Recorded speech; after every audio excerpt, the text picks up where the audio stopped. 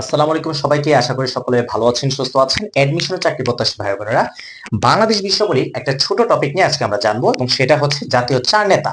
তো জাতীয় চার নেতাকে স্মরণ করে কিন্তু আমরা প্রতি বছর জেল হত্যা দিবস পালন করি আমাদের দেশে। তো এরকম এ টু জেড আমরা অনেক কিছু আজকে ডিটেলসে জানবো।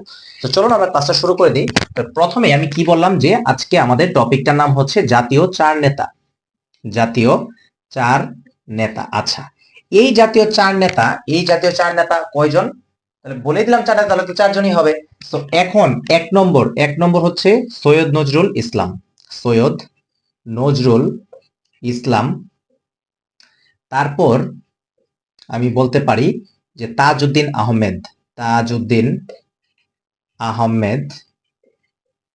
তারপর আমি কিন্তু বলতে পারি যে ক্যাপ্টেন মনসুর আলী।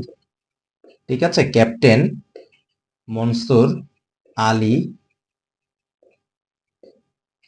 তারপর আমি কিন্তু বলতে পারি AHM কামরুজ্জামান। AHM কামরুজ্জামান।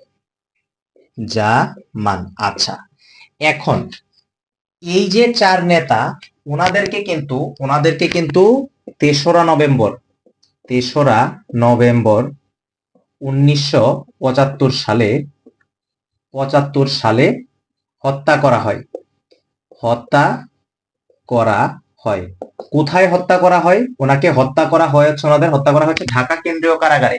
ঢাকা কেন্দ্রীয় কারাগারে ওনাদেরকে হত্যা করা হয়। তাহলে এই 3রা নভেম্বরকে কিন্তু আমরা জাতীয় জেল হত্যা দিবস হিসেবে আমরা কিন্তু প্রতি বছর পালন করে থাকি। তাহলে জেল হত্যা দিবস কবে?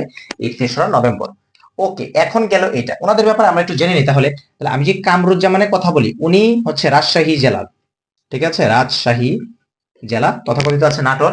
ঠিক আছে, রাজশাহী জেলার। এবং তিনি হচ্ছে বাংলাদেশের প্রথম স্বরাষ্ট্রমন্ত্রী। বাংলাদেশের প্রথম কি বললাম? স্বরাষ্ট্র মন্ত্রী। আচ্ছা, এছাড়াও উনি ত্রাণ, পুনর্বাসন পুনর্বাসন ও কৃষি মন্ত্রীর দায়িত্ব পালন করেন।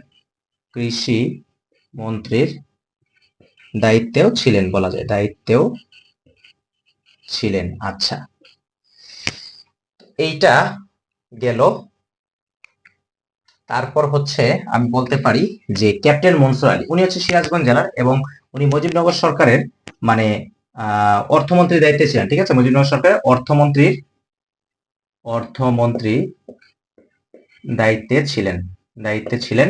এবং বঙ্গবন্ধু যখন বাকশাল গঠন করেন, এই বাকশাল গঠন করার পর উনি কিন্তু প্রথম কি প্রধানমন্ত্রী হন। আচ্ছা, আর এই যে সৈয়দ নজরুল ইসলাম, প্রথম অস্থায়ী রাষ্ট্রপতি।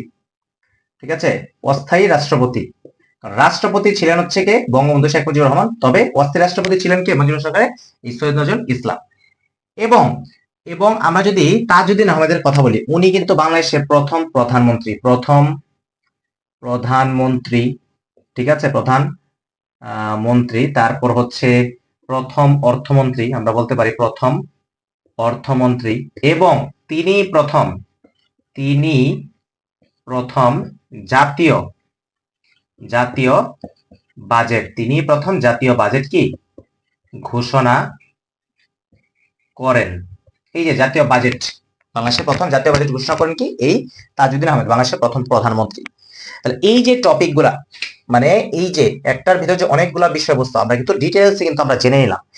আশা করব যে এইখান থেকে বা এই রিলেটেড কোনো বিষয় থেকে যদি আপনাদের চাকরি বাকরি বা হচ্ছে অ্যাডমিশন যে কোনো জায়গায় কোনো প্রকার প্রশ্ন হয়, সেই বিষয়টা আপনাদের মিস যাবে না, এবং অবশ্যই আপনারা আনসার করে দিয়ে আসতে পারবেন। তো সকলের সাথে দেখা হচ্ছে পরবর্তী কোনো ক্লাসে।